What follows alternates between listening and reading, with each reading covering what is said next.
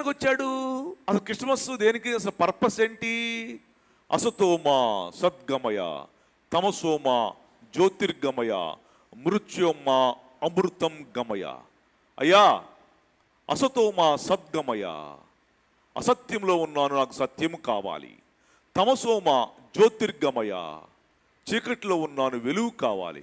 మృత్యోమా అమృతం గమయ, మృత్యుతో death, చావుకి సిద్ధంగా ఉన్నాను, నన్ను చావు నుంచి కాపాడేవాడు కావాలి.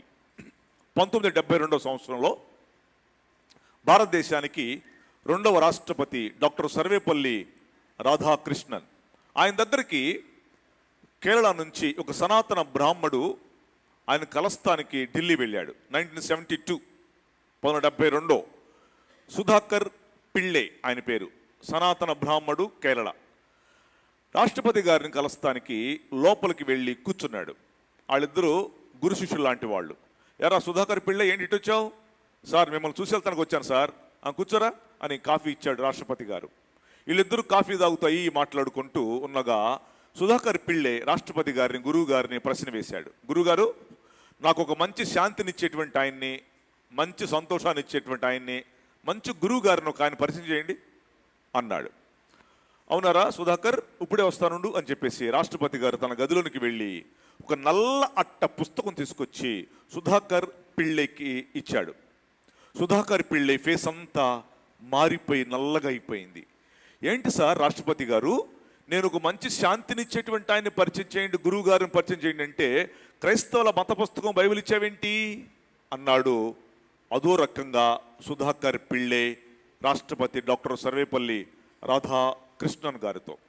అప్పుడు రాష్ట్రపతి గారు ఇలా చెప్పాడు, సుధాకర్ పిళ్ళే, ఈ పుస్తకంలో ఉన్నటువంటి యేసుక్రీస్తు అనేటువంటి ఆయన, నేను చదివాను ఈ పుస్తకము, నాకు శాంతి సంతోషాన్ని ఇచ్చాడు. నువ్వు తీసుకెళ్ళి చదువు, ఇంటికి తీసుకెళ్ళి చదువు, నీకు కూడా శాంతినిస్తాడు, నీకు కూడా గురువు అవుతాడు.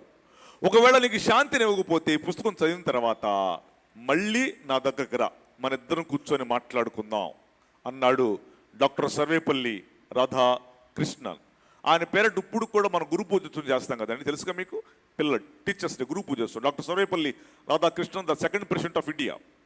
అప్పుడు సుధాకర్ గురువు గారి మాట మరు మాట్లాడకుండా కేరళ వెళ్ళిపోయాడు తన ఊరు. ఆ పుస్తకం బైబిల్ చదివినట్టున్నాడు. మళ్ళీ రాష్ట్రపతి గారిని కలవటానికి మళ్ళీ రాలేదు. తన పేరు మార్చుకుని, బతుకు మార్చుకుని సుధాకర్ పిళ్ళై అయ్యల్లా పాల్ సుధాకర్ పిళ్ళైగా మార్చుకున్నాడు. యేసు ప్రభు నమ్ముకున్నాడు.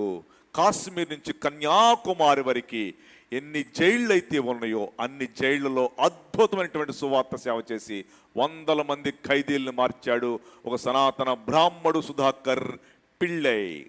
హల్లు చెప్పు గట్టిగా.